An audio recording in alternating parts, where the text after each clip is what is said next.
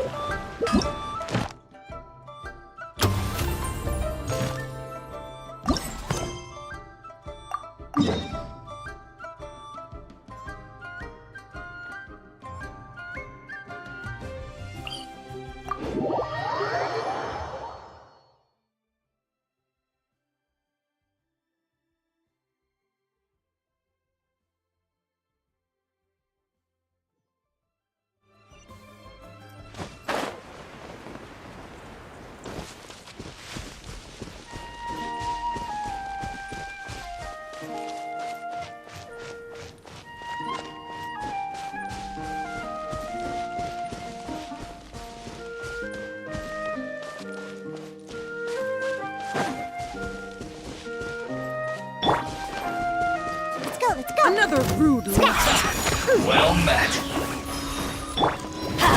I'm going in! You're toast! A proper send-off from the Spina with love. Feeling lucky? Joy, we've only just begun. Hey there! Hiya! Booba, get them! Huh? Think you can bully me? Can't handle your drink. Feeling lucky? Teamwork is dreamwork!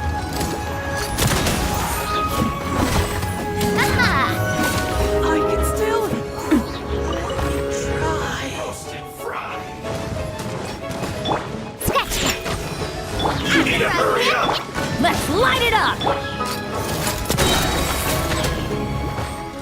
This one's well done. You need to hurry up. Shake it and stir. Booba, get this! Roasted fry. I'm You going need to in! hurry up. Eat this! Look at you, Boozle! Fire! Well, with rocks. Watch out! You need to hurry up. Feeling lucky? This one's well done. Huh? You need to Fellow hurry up. warfare, I guess. Hiya! Roasted fry. An That's unfortunate fault.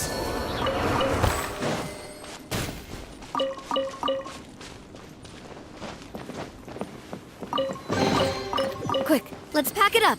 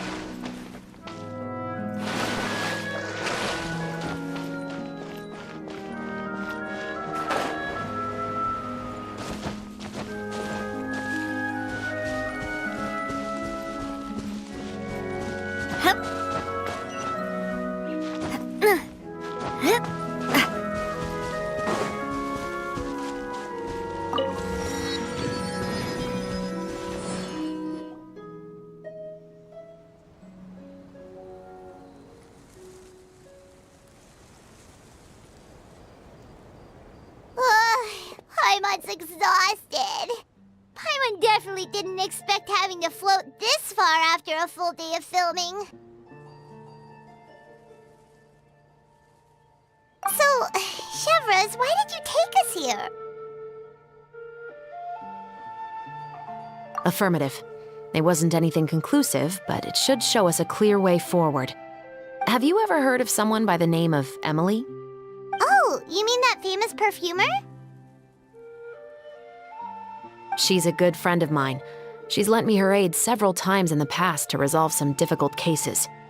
After I discovered the rainbow rose at the scene of the murder, I sent it to her. After all, she's probably the foremost expert on flowers and scents in all of Fontaine. And then? There was nothing remarkable about the flower or the trace amounts of soil left on it. But according to Emily, the rainbow rose left by the killer was derived from a very rare cultivar. Huh. Paimon didn't know that there were different varieties of rainbow rose. Paimon just thought they grew everywhere in the wild. Flowers that are deliberately cultivated will always show some different features from those that bloom in the wild. We already knew that the rose left at the scene belonged to a special cultivar, but with Emily's expertise, we were able to pinpoint the place where it was first picked from. Oh, Paimon gets it now. So whoever first planted that rainbow rose was probably the killer. Precisely. And after we checked what we learned against some sales records from the past, we discovered that there's only one person in all of Fontaine who could grow and sell this specific cultivar.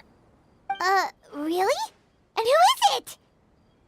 It's the novelist. But didn't you say he had an alibi? To be clear, I haven't changed my mind about him. I still don't think he was the one who pulled the trigger. However, that doesn't mean the true culprit never visited him at his home or never purchased a rainbow rose from his garden. Whatever the case, we will have to confirm a number of things with him. So you mean the next place we need to go is... Yes, we're going to pay him a visit at his home.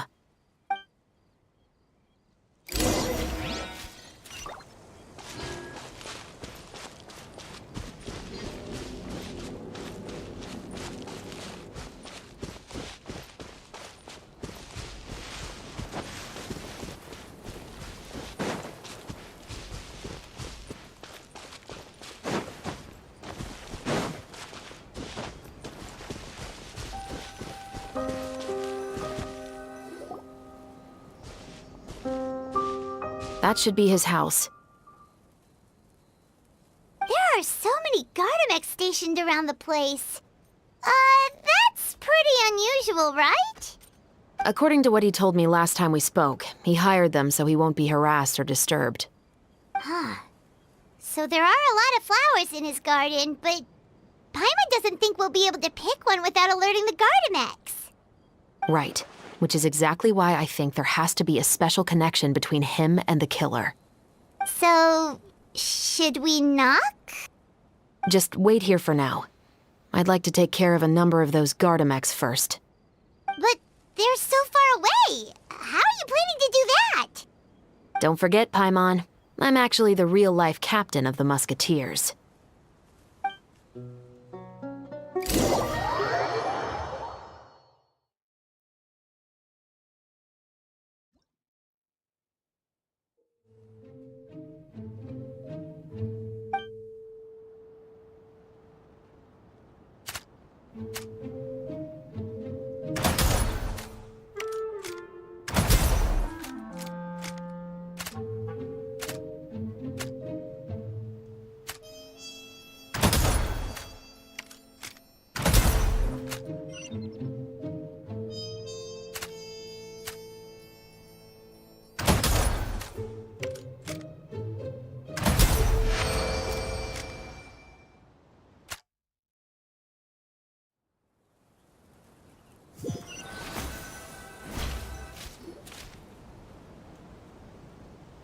All clear.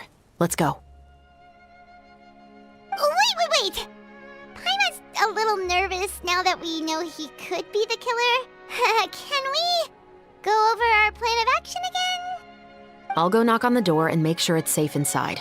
Once we're sure that we're in the clear, I'll ask him to come with us for a quick round of questioning at the guard's headquarters. But can't we just arrest him? We still have no evidence that he's the killer or that he lent the killer any direct aid. Still, it would be appreciated if you could pick a rainbow rose from his garden for me while I'm talking to him. It'll help the Marachose Phantom confirm Emily's theory. Sure, no problem. Just be careful, Chevreuse.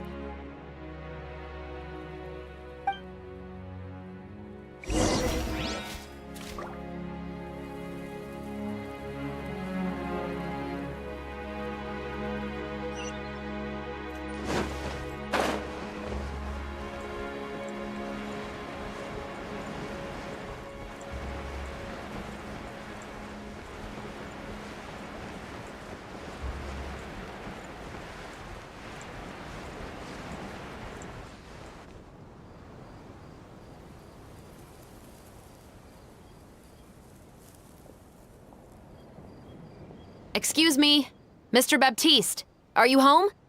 Who could it be at this hour? Oh, it's you, Officer Chevreuse. Would you mind accompanying me to the guard's headquarters, Mr. Baptiste? We would like to ask you some questions about a case. Oh, is it still regarding the murder case from before? I cannot confirm or deny that at this time. So it is then. Listen, I need you to come with me, Mr. Baptiste. Miss Chevreuse, I'll save you the trouble. Oh, and you two over there? There's no need for you to pick my flowers either. It's not time for them to bloom yet. Oh! Okay.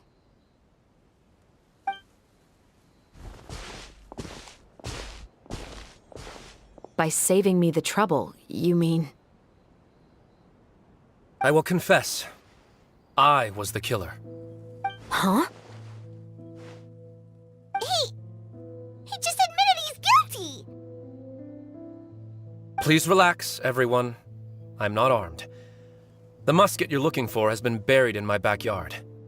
Then it's my responsibility to inform you, Mr. Baptiste, that everything you say right now will be used as evidence for the inevitable trial. Yes, I am perfectly aware of that. I must say, I hate this feeling. Oh? Is it because I confessed? Or because you've been proven wrong? Both, I suppose. For the same reason as the one I wrote out in my novel, of course. I did it to exact revenge. I know you haven't figured out the link between the two of us. Had you done so, I'd have been taken away to the headquarters a long time ago. But that won't stop me from always remembering his grotesque face. After all, he was the one who killed my mother. Your mother is still healthy and well. You know, I was adopted as a child. I was referring to my birth mother. That was never recorded in the orphanage's records. Please forgive a 6-year-old child for concocting some lies to protect himself after watching his mother die right in front of him. So, your novel, it was like a record of your life? No, of course not. It was a work of fiction with many embellished parts. But I am indeed the illegitimate son of a wealthy and influential man who abused his power to murder my mother. That part was 100% real. But the man you killed didn't have a Mora to his name. He was a hired assassin, an irredeemable beast who sank his fangs into a defenseless woman just for a few bags of Mora. But if that's really the truth, you wouldn't be telling us any of this now. You still haven't managed to take revenge against your father, the true mastermind behind it all. I never thought I'd hear that kind of thing from the captain of the Special Security and Surveillance Patrol. I'm simply skeptical about your motives. It's simple, really. I've grown tired of everything and don't want to shoulder this burden anymore. You may have considered me too soft to pull the trigger. Well, as it turns out, you are exactly right. I've become overwhelmed by the aftermath of the murder. So you're going to call a stop to your revenge, just like that? The true mastermind is too rich and too powerful for me. I've accepted that I will never be able to avenge my mother alone. And so what? The characters in your book never gave up. Now, Officer Shavras, I'm the one who has killed a man, aren't I? Are you trying to convince me to commit another crime? What's your father's name? How do you plan to prove the veracity of all of your claims? Well, I'd like to speak with you privately. Sure. Why don't we speak privately at the guard's headquarters? No, it has to be here. I must ensure that we won't be overheard. Fine. Let's talk here. When I said won't be overheard, I meant by anyone. I would like to speak with you and you alone.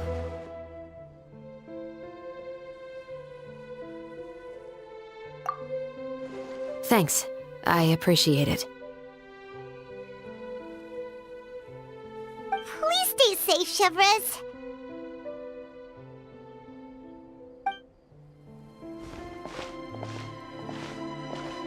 All right. Let's hear it.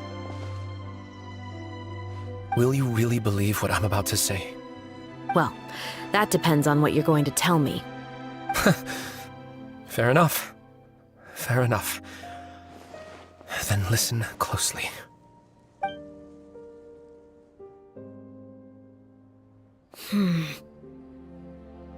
So that's how it's all connected. So, it seems you believe me after all. Do you want me to go public with this? No, of course not. At least, not right now. Then why did you bother telling me? You've read my work. What do you think? Even if you were to go public with all of this right now, he'd simply deny everything. It's been too long. Almost 20 years. Anything that could be used as evidence has long faded away. Even if there might have been a solitary island of truth once upon a time, it has long sunk beneath the waves by now. Justice will never find him. Not if you don't try. I know that as the captain of the Special Security and Surveillance Patrol, you will always stand on the side of justice. But do you really think a cushy life in prison really constitutes justice for him? I bet he could lead an extremely comfortable life in the fortress of Meripede. What are you trying to say? I've been observing you from a distance.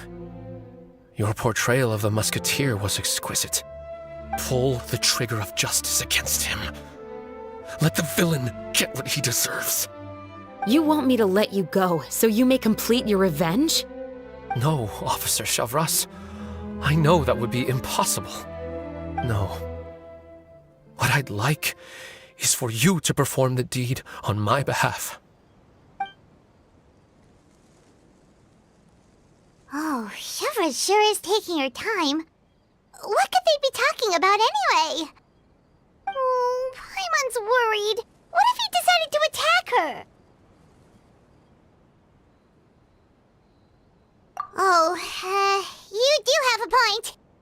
Still, do you have any idea who the rich person might be? And why the novelist doesn't want us to hear what he's saying to Shavras? Sorry to keep you waiting, you two. Hey, how did your talk go? I've already sent someone to escort Baptiste back to the headquarters for questioning. He wasn't lying about the musket. It was indeed buried in his backyard.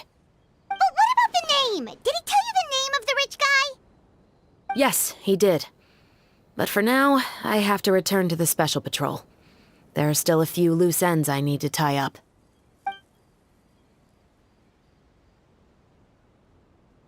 I'll probably be quite busy over the next few days, so apologies if you don't see me on set.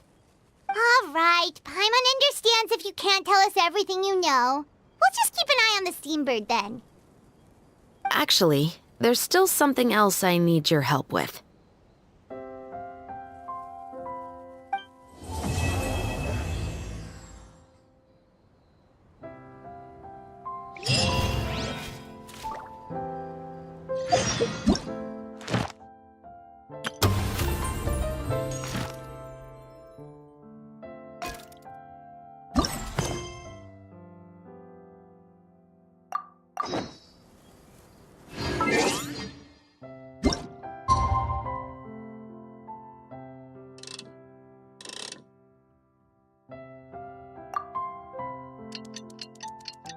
We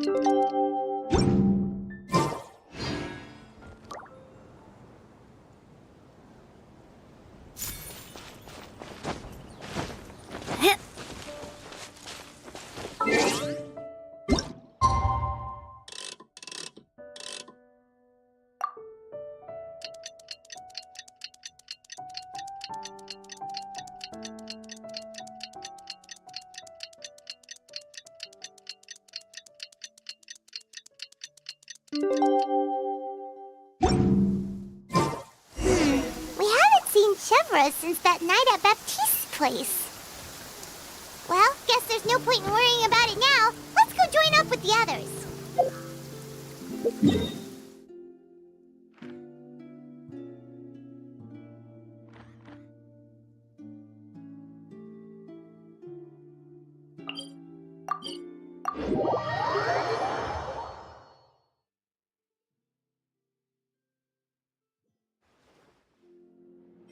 Finally, the rain has stopped.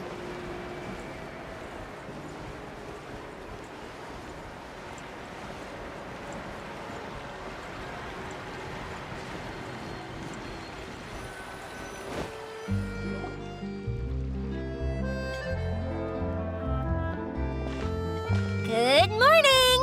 Hayaka and I were just talking about you. Is Chevra still not joining us today? Probably not. We haven't seen her either. Huh? That's such a pity. Director Farina said that we've only got a few small scenes left before wrapping up the entire thing. She even said that she'll get me into a couple scenes, so everyone will have a chance to shine in front of the camera. We were also planning on having a victory feast once we're all finished filming. You can join us, right? If only Chevros was here. I still haven't taken a photo with her. I'm afraid that can't be helped. Those special patrol folks are like phantoms when they've got a case on their hands. But to be honest, I'm even more concerned by what I read in the Steambird earlier this morning. It said that the killer in the murder case was none other than the author of the Two Musketeers. Oh yeah, I heard about that too. He came forward and confessed his crimes, but gave no explanation as to why he pulled the trigger. We didn't know about this case at all when we joined the film. Is it going to affect the reception of our work? From a pure publicity standpoint, this will draw a lot more attention to our film. I have to say, though, that no director can be perfectly comfortable with garnering attention through means other than artistic skill. To be fair, I feel like that ship sailed the moment you allowed yourself to be named as the director on our posters. It's not my fault that I'm super popular. What was that saying again? My popularity has, Sunk to an all-time low? spread to the four corners of Teyvat.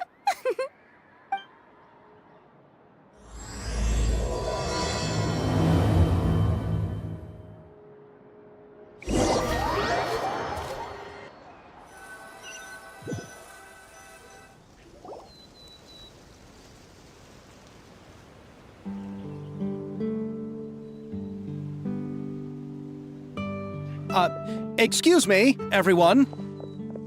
Xavier! Feels like it's been ages since we last saw you.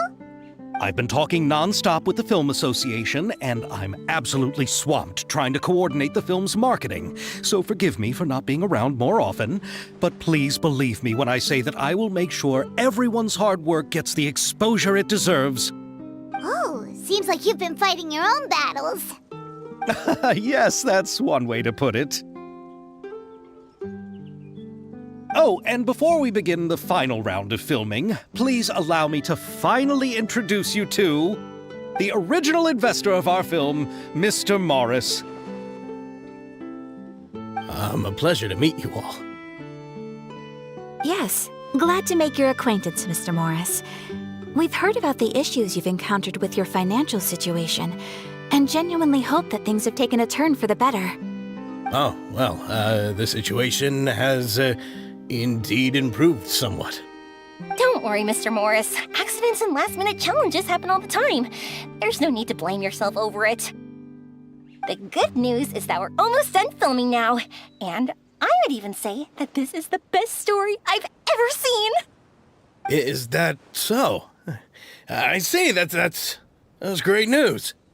All right, now that we've gotten all the pleasantries out of the way, let's get this show on the road.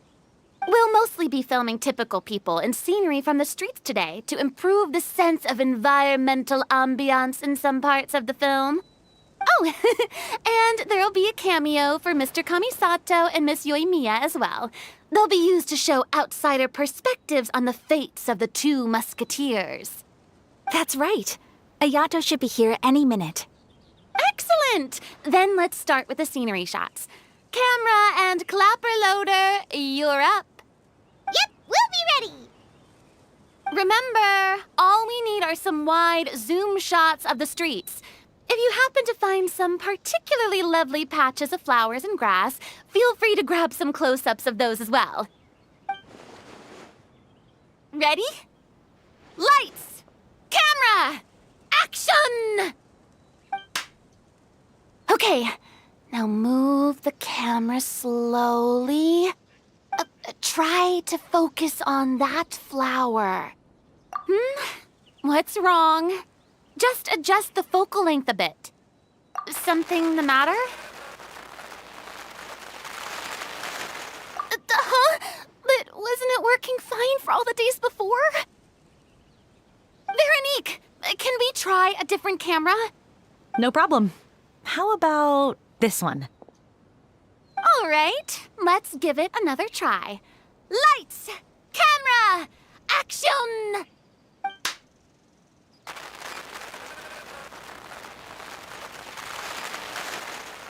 Don't tell me.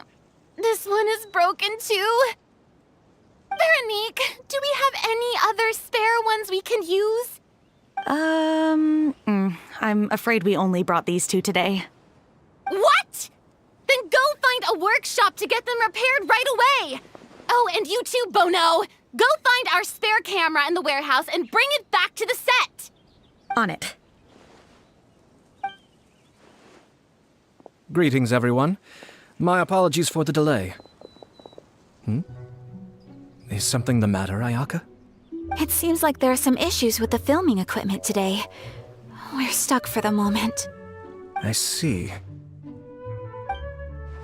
Well, let's not just stand here twiddling our thumbs. Actors, to the makeup booth. We'll start on the next scene as soon as we get a working camera. The people at the workshop told me that the part which holds the lens in place seemed to have fallen off. That's super strange. It was perfectly fine just yesterday. Well, no time to dwell on that now. Let's get back to filming. Ahem! Quiet on set! Places, everyone! Lights! Camera! Action! By the way, have you heard about that recent murder case? Yes, I have. It seems that they've caused quite the commotion in the city. I heard that the chief of the guards is so mad about not catching the culprit that he's about to explode. Oh? I find that quite hard to imagine, considering how he already looks most days. Director, we have a problem. Oh, we're in the middle of a take! Couldn't you wait until we wrapped up this scene? No, Director, our film, all the finalized film that we've been keeping in the case has disappeared. Oh, wait, what did you say? Mr. Bono, please take me to where the film was kept right away. I'm coming too. No, Yoimiya, you have to stay here. Oh. Okay, listen up. Everyone who's not working on this current scene can go with Bono to look for the film. Everyone else, stay put and wrap up the scene. Unbelievable. How could all these problems happen in just one day? We're back. How did it go? Did you find the film? We found it in the sewers. Huh? In the sewers? Is the film still okay? We discovered it just in time, so we should still be able to salvage it. The others are checking now to see if we lost any specific scenes. Oh, you scared me for a moment there. I nearly thought we had lost everything. I really don't want to experience that feeling of despair again. Okay, but who could have stolen the film and dumped it there? Could it be, some competitors working on other films? But if they wanted to harass us, why wait until the last day? Okay, we don't have time to really look into it right now. Let's strike while the iron is still hot and wrap this thing up once and for all. Yeah, let's finish it.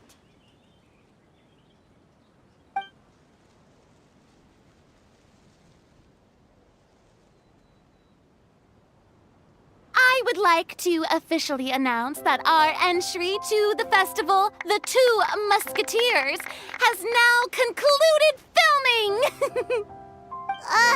Paimon is spent. It's so late already. Even though the filming process proved to be extremely challenging, everyone provided valuable and unique contributions to the final product. Thank you all for your dedication and support. And just like Director Farina, I would also like to extend my most heartfelt thanks to all of you. Really, you've all helped me so much. All right, let's save the awards speech for later and hopefully also get some rehearsals in before the real thing. Anyway, now it's time to party! Let's all make our way to the beach and have a celebration feast so loud and fun that even the blubber beast will want in. Party! Party! Paimon wants to party!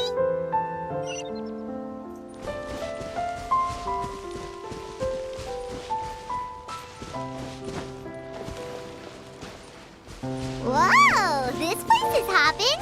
Everyone's finally getting to relax after wrapping up the film! Let's go chat with someone! Hey, Ayato! How's your work been going? Everything went rather smoothly. Thank you for your concern. Ayato told me that we've already confirmed the dates for some Inazuma Fontaine cultural exchange events. So the next time we visit, we'll be doing so in our capacities as the representatives of the Yashiro Commission.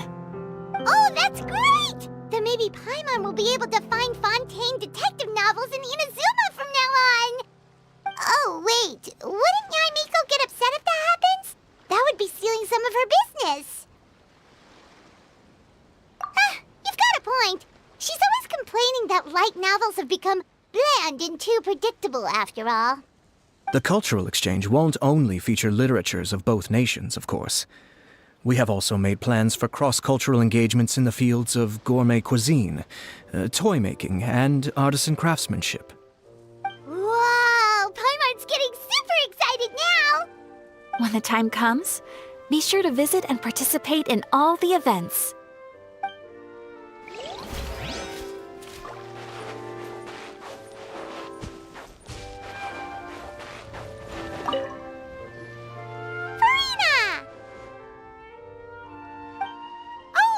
My darling clapper loader and camera operator, you've both worked really hard. Paimon thinks you worked even harder than us. Honestly, Paimon was getting a little tired of playing with the clapperboard by the end of it. Worst of all, Paimon started having dreams of you shouting, "Lights, camera, action!" into Paimon's ears. The actual dream can't even start until you've yelled that. Hey! If anything, shouldn't I be more grand and delightful in your dreams? We've been through so much together, and that's how your brain remembers me? That's not Paimon's fault. We've just used the clapperboard too much lately. Anyway, what's most important is that we've wrapped the film. I'm pretty confident that we'll take first prize. Hey, no need to mention the official name. Wait, now that you mention it, if we did win the prize, would Farina just get a statue of herself? Come on, I don't need that kind of attention. Xavier can accept the reward on our behalf.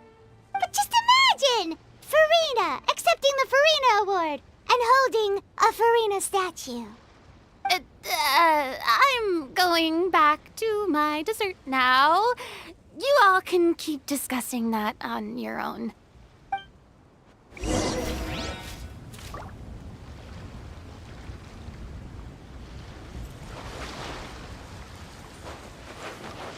I was thinking, if this film turns out to be a success, could I ask the two of you to stay and be a part of my crew?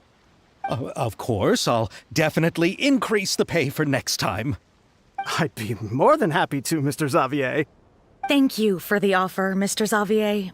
But I've made some plans to go on a journey to the other nations once the festival is over. Is that so? Well, then in that case, bon voyage, Miss Veronique. Please feel free to get in touch once you've returned to Fontaine.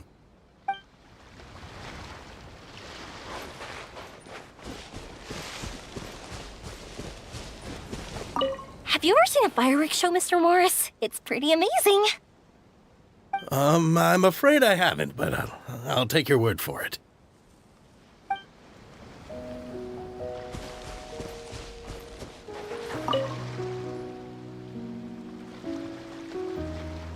Chiori! Hey, you two. Are you not really into these kinds of big social occasions? Not particularly. But this is still better than Fontaine Fashion Week. But if this film becomes a big hit, people will definitely come flocking to your shop. Yes, that's highly likely. As long as the film can premiere as planned. Are you still worried about the case? That and all the obstacles we had to face today. You're right. It's as if all our bad luck just manifested at once. But why today of all days? No, it's nothing. We've already delivered the film to the editors, so there should be nothing more to worry about. How are you doing, Mr. Morris? You having a good time? Well, you could say that. Do you happen to know when the party is scheduled to end? Judging by how much fun everyone's having, I'd say probably not until well after midnight. Is there something that you still have to take care of at home, Mr. Morris? Oh, well, I'm just not a late night person, so I might take off shortly. Oh no! Silly me. I almost forgot something super important. Oh, what is it? I prepared a whole batch of fireworks for the party, but I forgot to bring them over from the warehouse. Fireworks, you say? Well, that's, truly a pity. Sorry things didn't go as planned. Could you help me carry them over, Mr. Morris? I won't be able to fetch all of them by myself. Me? Are you sure that you can't find anyone else? I just wanted to make this a surprise for everyone. The warehouse isn't far from here. We'll be there in no time. Pretty please, Mr. Morris. These are some of the best fireworks I've ever made. So I also want you to see them before you leave. They're stunning. I promise that they'll be a once-in-a-lifetime experience that you'll never forget. But... It's okay. Just come with me. If we're sneaky enough, nobody else will see us leaving. All right. The warehouse is right over here. I moved the fireworks there in advance, so it shouldn't be too much work bringing them back. It's still a ways away from the party. Sorry about that, Mr. Morris. It's probably because I'm used to carrying fireworks all the time, so it doesn't feel like a lot of work to me.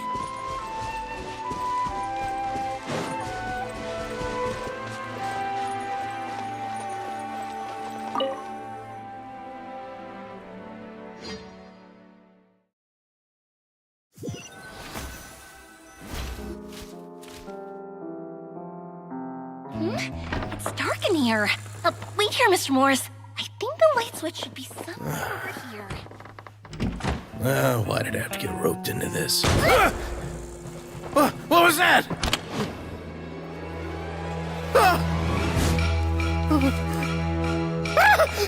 Who's there? Get me out! Get me out of here! Did you really think you'd get away? Morris.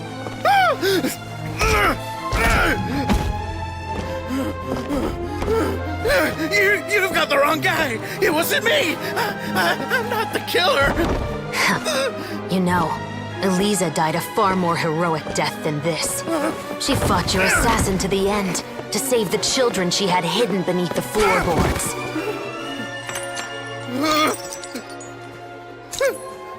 That is Eliza's pendant.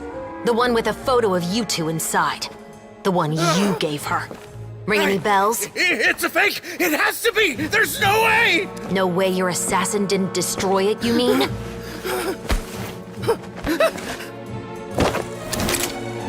Did you ever love her, Morris? Or was killing her always the plan? No, please. Listen to me. I told Eliza to keep us a secret. I paid her plenty for her silence. I never thought she'd keep the child. Everything was gonna come out, and I had no choice. She'd force my hand. No! I'm begging you. I have money. Just name your price, please. You can keep your Mora, and you can go to hell.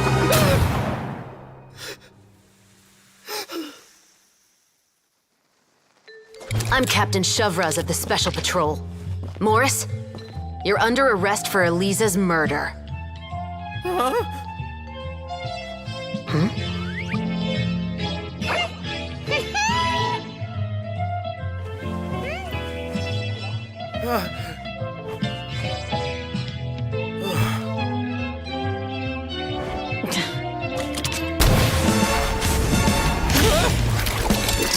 You're under arrest too, prop manager Veronique.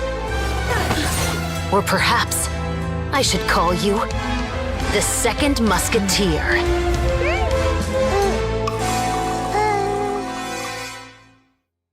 Wait, what's going on? This wasn't in the script. Drop the gun, Veronique. Why?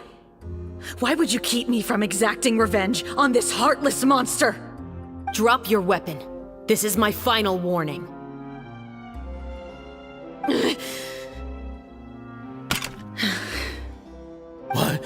What is going on?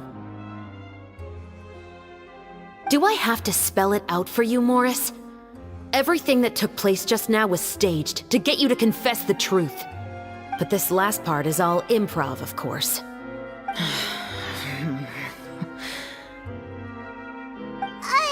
Shivers, you told us you wanted us to help you stage a play. You never said anything about the Second Musketeer. It's because even I had no way to confirm my theory until now. Thank you for your performance, Yoimiya. Could I trouble you to go and bring in the other Special Patrol members? They should be on standby just outside. Oh, and please tell the other cast members not to worry about us. We'll be rejoining them shortly. On it!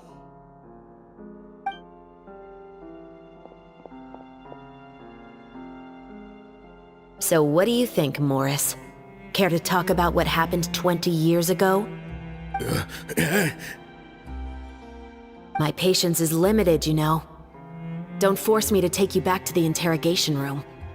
I'd wager that you wouldn't last for more than a minute in there. With the recording we made, you have no chance of winning in court. Cooperating with us now is the most practical move. All right. I'll talk. I hired an assassin to murder Eliza. She once worked as a maid on my family's estate. She was very beautiful, and after some time I fell for her. We kept our relationship a secret and carried out an affair for some time, but it wasn't long before she became pregnant.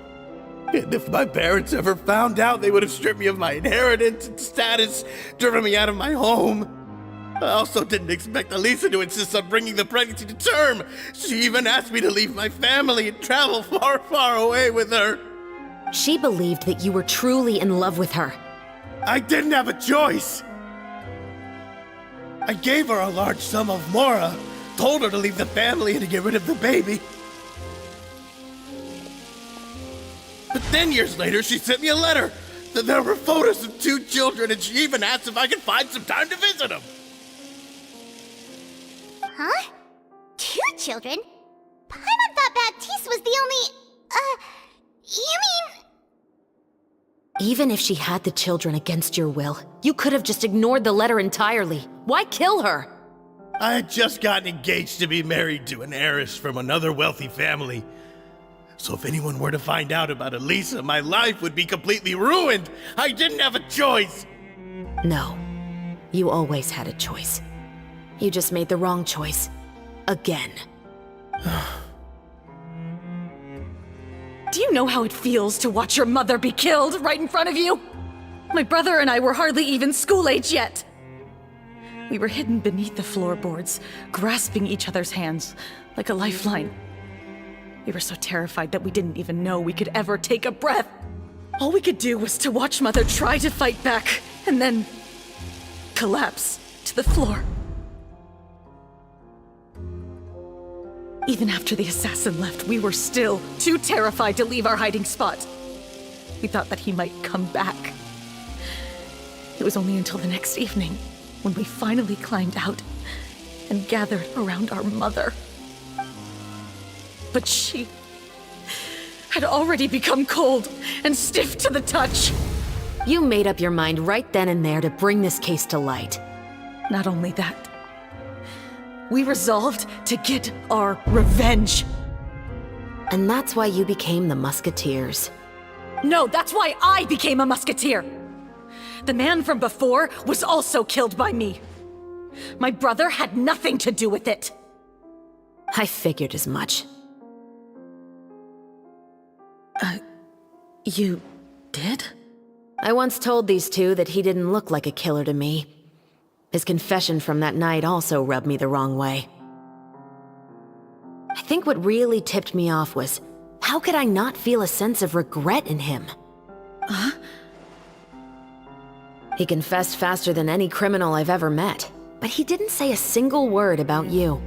He insisted that he was the sole perpetrator in the case. But after the questioning ended, I disassembled the musket we dug up from his backyard, put it in front of him, and told him to reassemble it. Wanna guess how far he got? He had no idea where to even start. He's never touched a gun in his life. Based on that, I determined that he was not acting alone. He only surrendered himself to draw our attention and create a moment of opportunity for his partner. So, I decided to play along. And as expected, the second musketeer followed us without hesitation once she saw Morris get separated from the rest of the cast. Besides, why else would he call the novel The Two Musketeers? But how did you know it was Veronique? I figured it out the moment Baptiste told me his father's name.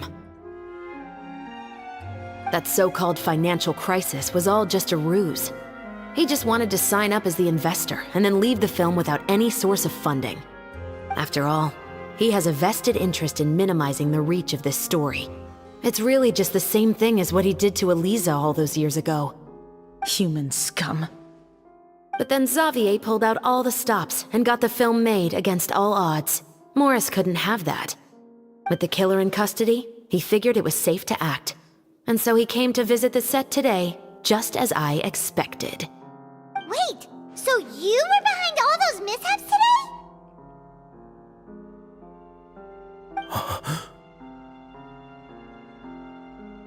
As for the identity of the second musketeer, I assumed they'd probably stay close to Morris and look for an opening.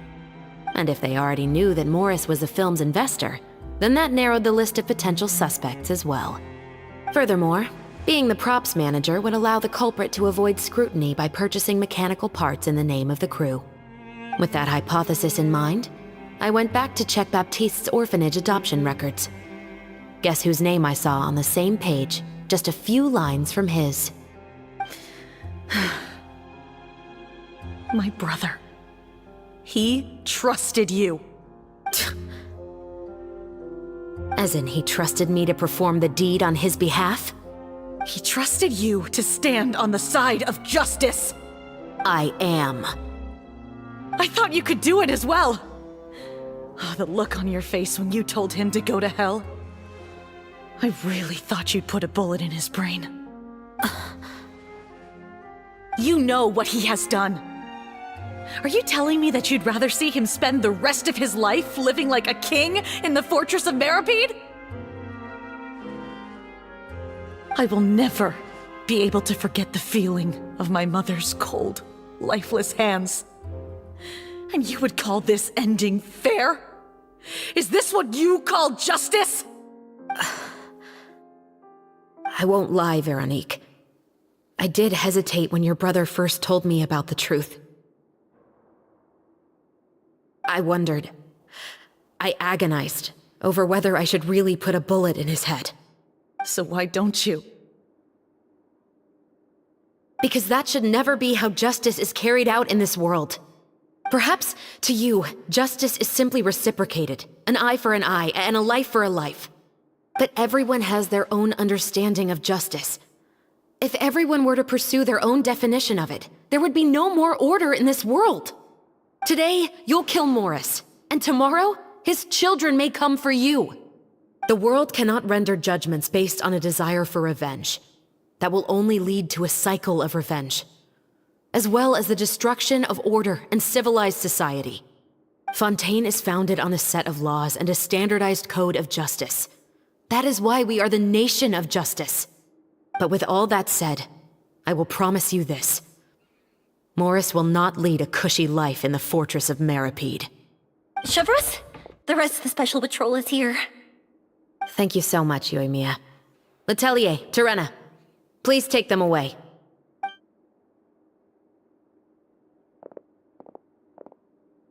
I still can't agree with your reasoning. I know. Justice has not been delivered.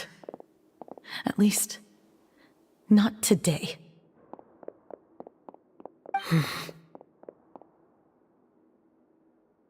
Chevreuse. Let's go. We should give an explanation to the crew. Thank you for your concern. I'm fine. I'm just thinking about the things in life that have driven people to take justice into their own hands.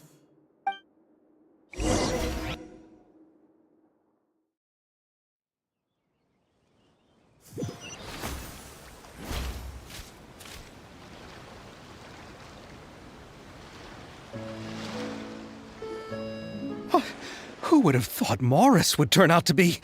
I'm at a loss of words. How could he have done something like this?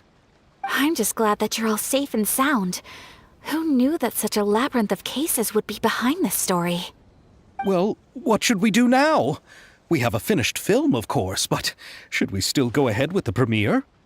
What do you mean? Shouldn't you be even more motivated to spread the word now that you've learned the truth? Chiori is right. I'd also like more people to see this story for themselves. But the real ending of the story seems to have deviated somewhat from the one in the script. Is that still acceptable to you, Miss Chevreuse? The call is yours. We still have time to reshoot an ending if that's what you'd like. No, it's fine as is. I like what we have for the catharsis. Romanticism is what gives works of art their appeal. Fiction is able to explore means of restitution that could never work in real life. Just like the real world, the world of stories also has its own set of rules and justice. These different possibilities are what initially drew me to reading in the first place. Sounds good to me. I support your decision. What about Veronique? Will she be okay? She will soon face her judgment alongside her brother and Morris. If I had to guess, they'll probably all be sent to the fortress of Meripede. I'll make sure to give Risley a heads up about it. Oh, you mean that kind of heads up? Exactly. Ahem. All right, then the matter's settled. Now that everything's been taken care of, there's no reason for us to keep looking all gloomy and grumpy. Let's get back to the feast and enjoy each other's company. We'll be starting the post-production process tomorrow. You should join us, Chevreuse. You missed the first few hours of the party, didn't you? All right. Count me in. Then I'll wait for you over there. There's still some good news that I'd like to share with Chevreuse. Traveler, Paimon, could you wait for me by the sea after the party ends? I'd like to go on a brief walk with the two of you. Thank you very much.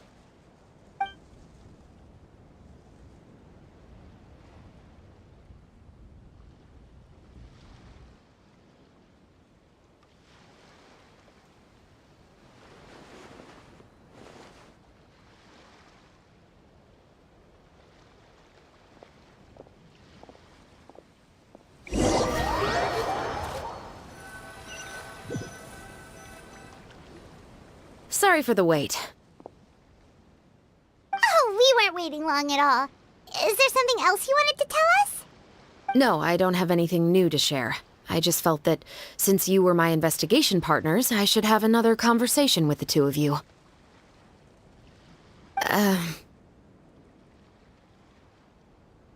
Traveler, how would you have responded to Baptiste's request if you were in my shoes?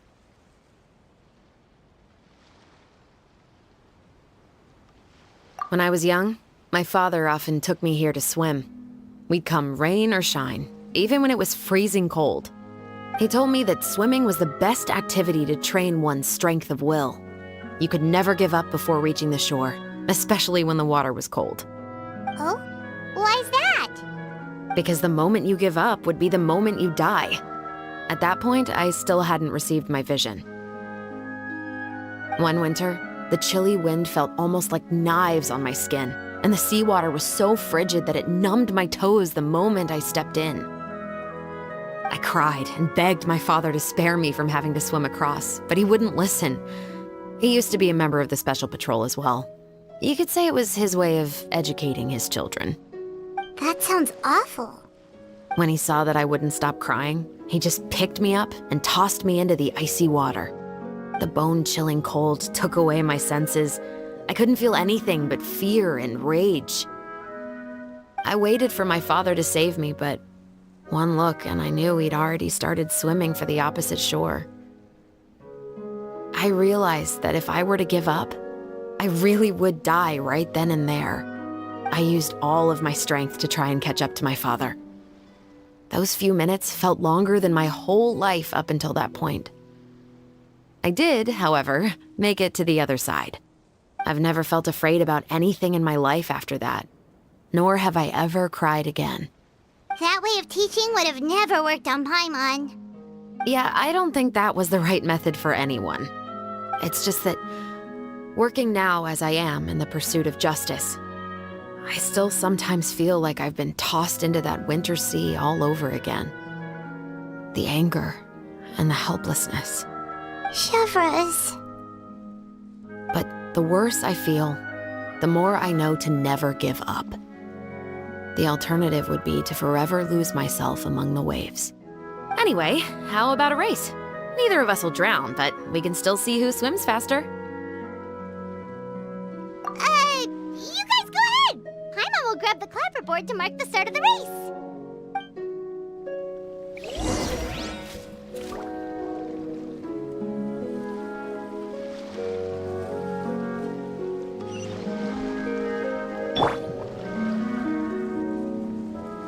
Drop your weapons!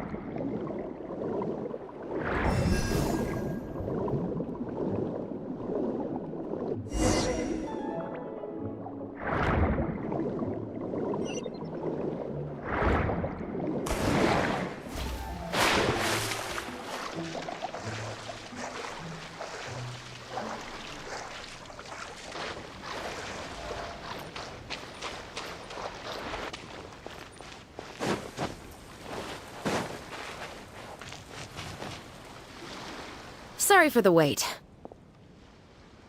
Oh, we weren't waiting long at all. Is there something else you wanted to tell us? No, I don't have anything new to share. I just felt that since you were my investigation partners, I should have another conversation with the two of you. Traveler, how would you have responded to Baptiste's request if you were in my shoes? Is that so? Well, thanks for sharing. When I was young, my father often took me here to swim. We'd come rain or shine, even when it was freezing cold. He told me that swimming was the best activity to train one's strength of will.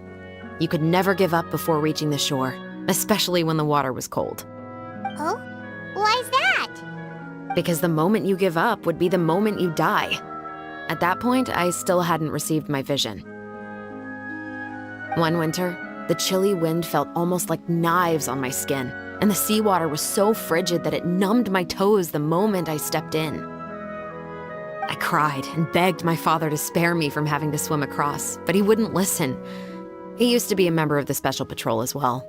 You could say it was his way of educating his children. That sounds awful.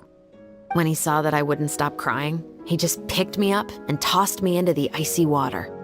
The bone-chilling cold took away my senses.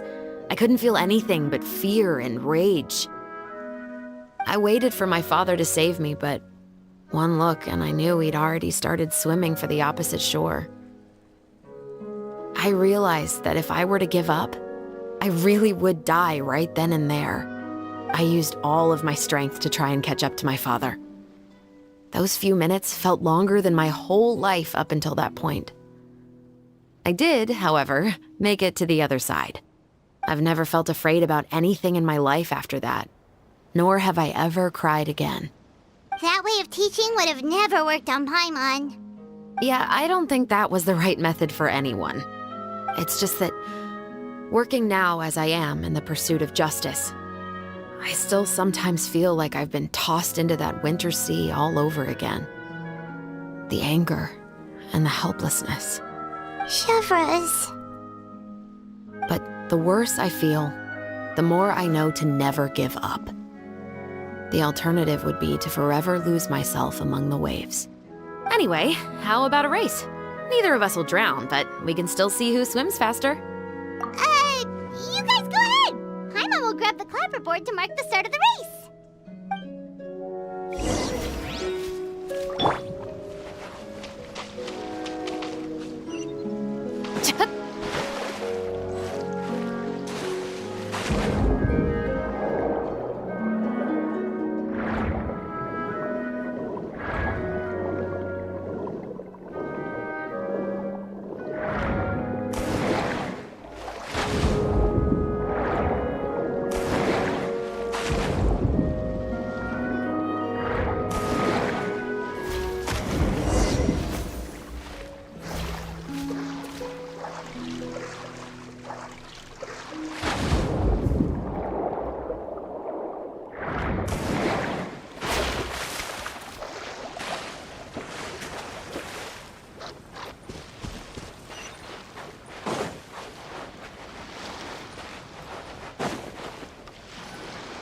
Sorry for the wait.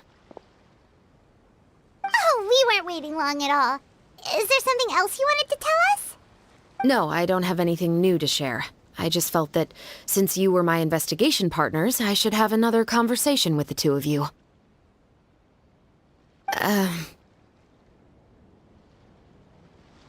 Traveler, how would you have responded to Baptiste's request if you were in my shoes?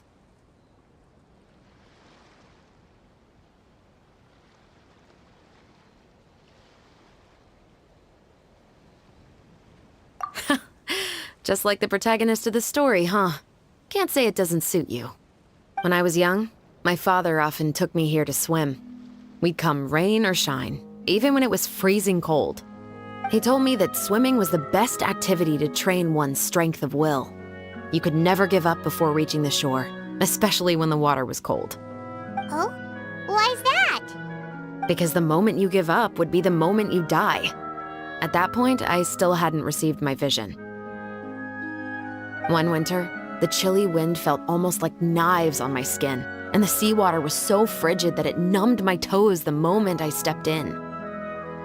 I cried and begged my father to spare me from having to swim across, but he wouldn't listen. He used to be a member of the Special Patrol as well. You could say it was his way of educating his children. That sounds awful. When he saw that I wouldn't stop crying, he just picked me up and tossed me into the icy water. The bone-chilling cold took away my senses. I couldn't feel anything but fear and rage. I waited for my father to save me, but one look and I knew he'd already started swimming for the opposite shore. I realized that if I were to give up, I really would die right then and there. I used all of my strength to try and catch up to my father. Those few minutes felt longer than my whole life up until that point. I did, however, make it to the other side.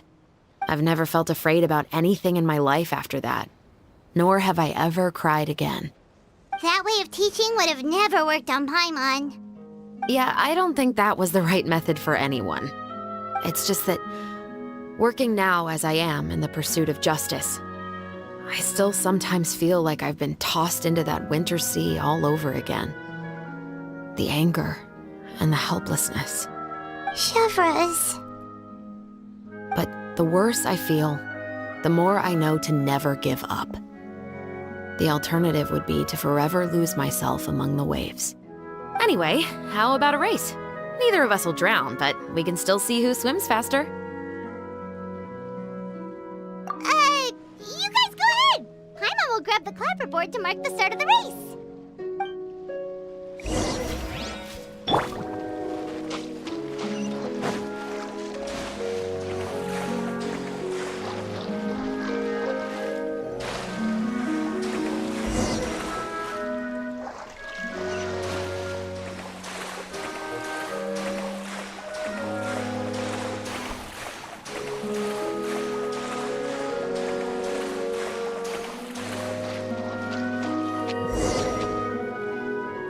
Oh, that felt good. You were so fast in the water, Chevres! You were swimming even faster than Paimon can fly! So, about the Special Patrol, did you join because of your dad? Partly, but I'd say I was more inspired by the heroes I read about in stories growing up. Oh, so it's due to your love of stories! Of course, it was only after I joined the Special Patrol that I learned that truth is often stranger than fiction. Come on, let's walk a bit more.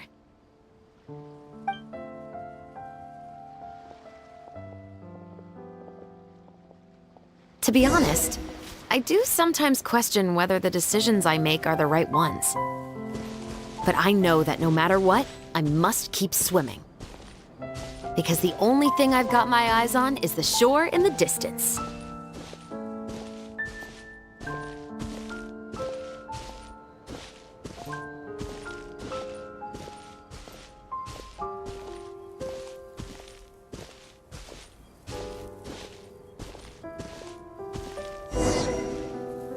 Thank you for coming on this walk with me. I feel a lot better after getting all that off my chest.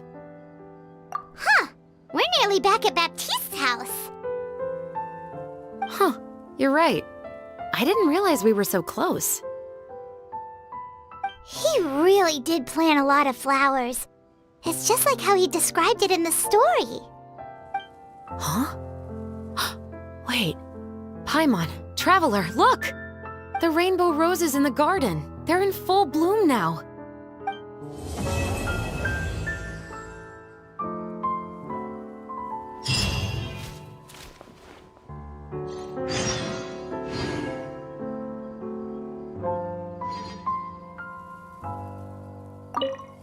Even though it's a bit late, I must thank you for investigating this case with me. Not on behalf of the Special Patrol this time. It's a personal expression of gratitude from yours truly. Oh, you want to hear more about my father? To be honest, I didn't spend that much time with him. He was always busy with the Special Patrol, so he would often return home really late at night. Some nights, he didn't come home at all. Once, he didn't come home for a long time, maybe a whole week or so. When I went out to buy food, I learned that he had become a criminal, and by extension, that made me a criminal's daughter. But we can talk about that another day. I actually have a lot of sympathy for Veronique and Baptiste. I can understand the hatred they feel for their father. But that doesn't mean I'll allow them to walk the path of evil, even if it might lead to another sense of justice. Films are different from the real world. They're a form of art and represent the wishes in people's hearts. I adore the Two Musketeers, and I'm very happy to have had the opportunity to act the role as one. I can't wait to catch the film when it premieres in the Opera House. I'm looking forward to seeing the audience's reaction to the climactic ending. Thank you for looking out for me. I'll see you at the award ceremony. I'd be very surprised if we don't win.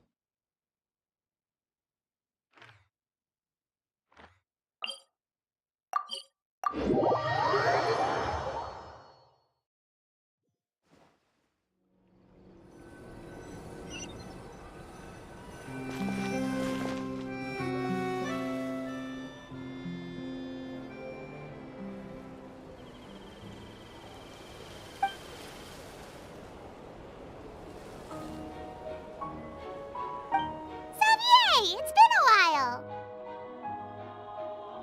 Hey there, you two! Sorry I've been scarce. I've been buried in marketing and preparing the film for release ever since we wrapped post-production. The award ceremony is today, right? Paimon wonders if we'll win the Farina Award. I'd give it a 90% chance. Farina! Oh, Paimon didn't know you were already here. You're earlier than everyone else. I'm sure the others will also be here in no time. Xavier, if we end up getting called on stage, shouldn't you come up with a name for our crew? What? But we don't even know if we're going to win. I wouldn't want to jinx our chances by celebrating early. Just open your eyes! Surely you've seen the audience's reactions to our film. We've had nothing but critical acclaim. You've also had conversations with the Opera House's operating staff, right? Didn't they want to increase the number of showings? With the more you've made from the box office, you can now open your very own film company. But that's all credit to my amazing crew. You've all helped to make this a reality, so I can't be the only one asked to come up with a name. Well, give it some thought. I'm sure the crew will respect your choice. All right, but before that, Traveler and Paimon, could I trouble you to quickly pay a visit to the Fortress of Meripede? Huh? But shouldn't we stay for the award ceremony? I wanted to ask you two to invite Shavraz to join us at the ceremony. She's one of the lead roles, after all. I haven't been able to find her recently, so I haven't had the chance to invite her personally. According to the papers, the culprits of the Musket murder case will be personally escorted today by the captain of the Special Patrol to the Fortress of Meripede. Oh, Paimon gets it now. Yep, just wait here, Xavier, and maybe try to come up with a few snappy-sounding names. All right, then I'll leave you to it.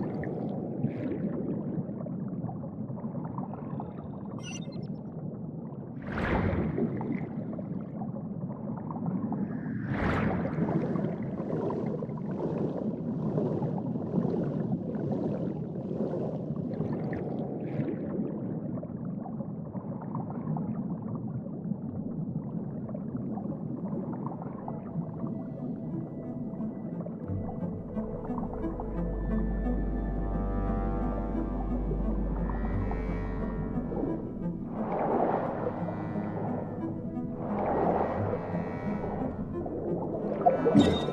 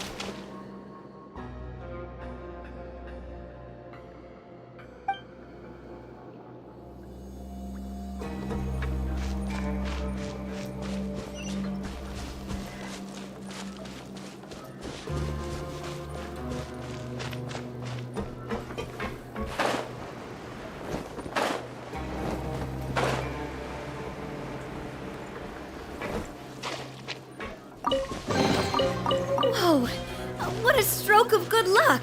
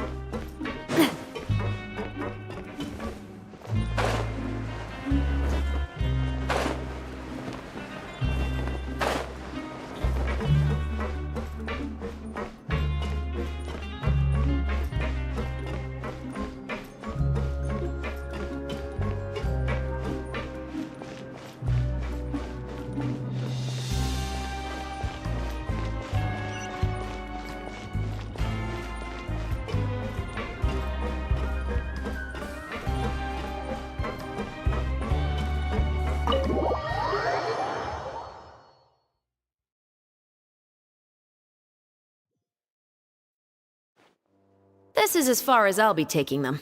I'll leave the three of them to you now. Got another errand to run?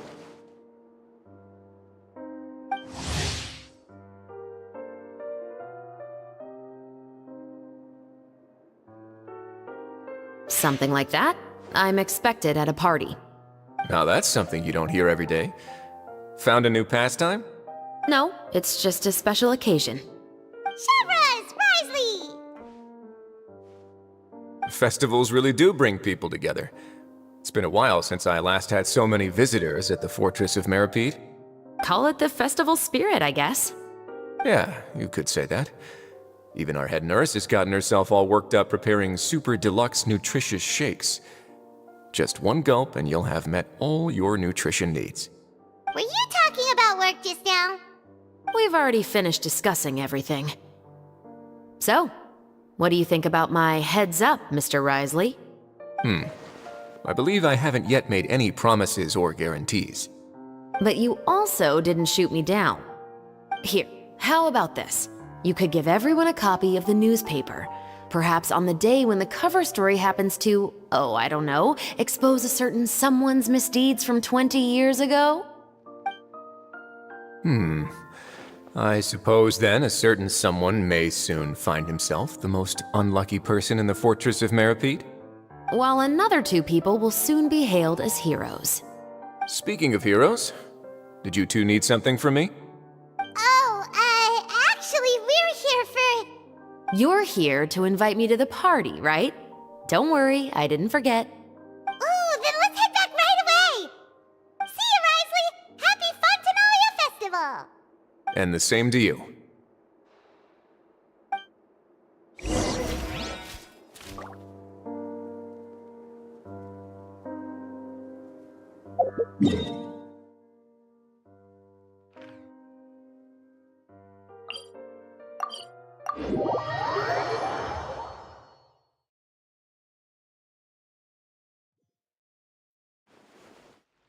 And the winner of the Farina Award for the first Fontanalia Film Festival is...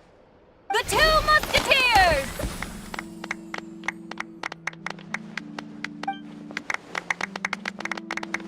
We won! We really won! Congratulations, Mr. Xavier. We won? I can't believe it!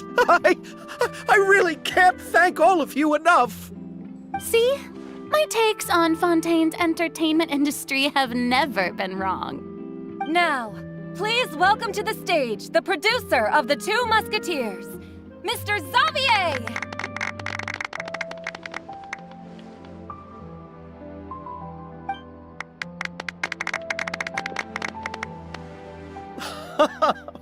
Thank you! Thank you all so much for your recognition and support. While I'm up here, I would love to give special thanks to... Time really flies, huh? It certainly feels that way. It feels like it was only yesterday when you were teaching me to hold a musket. Will you come back to Fontaine again? Of course! I'm very fond of this city. There are so many novel and interesting things that it's been hard to keep track of them all. But how about you? Would you be interested in visiting Inazuma? I can't say the thought has crossed my mind before, but I'd be willing to consider it now. I will be eagerly awaiting your visit. It would be wonderful if you could visit my home and enjoy a taste of our tea and desserts. Yeah, let's keep in touch. Did you accomplish all you came here for? Yes. And you should visit Inazuma again sometime. How has Ogura and her business been? To my knowledge, she's doing quite well. Tell her I said hi. I certainly will. I heard the thunderstorm has stopped. Yes, and the war has also been brought to an end. Peace and prosperity has returned to the islands. I quite like the sound of that. Perfect for hanging textiles out to dry. I'd like to offer my thanks again to the entire cast and crew. Without you, I would have never completed this film, much less had the opportunity to be standing on this stage. With the support of my entire crew, I would like to officially announce our film company, Musketeer Pictures. That has a really nice ring to it. Then in that case, let's please welcome all the members of Musketeer Pictures onto the stage for a commemorative photo. Oh, Paimon didn't know we'd also be taking pictures. Director Farina, I believe you are the most deserving person to raise this trophy. Huh? No. There's no need. It's so embarrassing. It's an honor the director deserves. Yes, I agree. Just accept that you're not getting out of this. Ready, everyone? 3, 2, 1. Musketeer Pictures!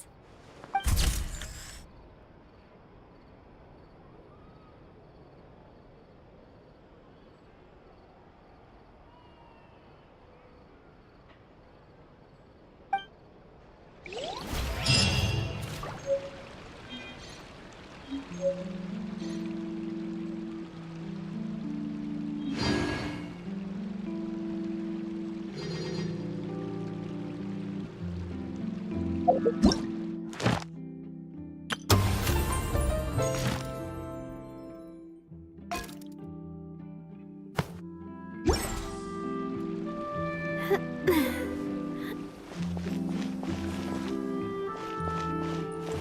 or treat!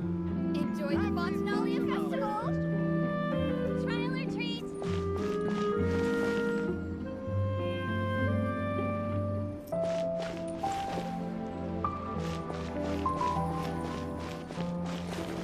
Miss Yoimiya, we haven't had the chance to talk, but please accept my thanks for everything you've done over the past few days. Oh, but I feel like I didn't do anything out of the ordinary. I'm very grateful for your assistance during that special performance in the warehouse. It was always going to be somewhat risky, to engage and draw away Morris all on your own. You're only a civilian and have never been trained to act in such a dangerous situation. Don't say it like that.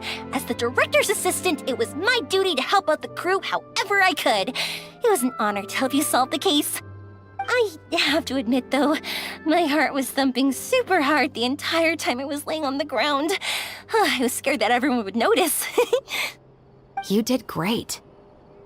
Oh, and before I forget, if you ever visit Inazuma, please come and pay a visit to Naganohara Fireworks. I'll make some fireworks for you. I even know what shape I'd make. I'm guessing a musket. Telling you now would ruin the surprise. If you really want to see it, just come and visit me.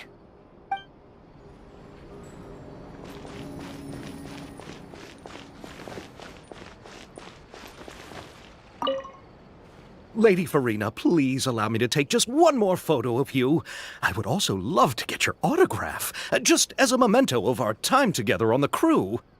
Hey, I've had enough of the camera flashes from when we were all up on stage. But, Lady Farina, you are the best director I've ever met! The most photogenic maiden in all of Fontaine! This kind of lively and celebratory setting is exactly where you shine. I believe all photographers would agree. Come, the brightest star of our land! Show us your light! The camera is waiting to sing praises of your beauty! Well, I'm flattered, but... All right, I'll humor you and try a few more different poses. But I don't have to hold the trophy, right? Of course. You may pose however you like. Thank you so much. Thank you so much. By the heavens, my luck has been beyond belief. I'm having a hard time coming to terms with it now. Oh.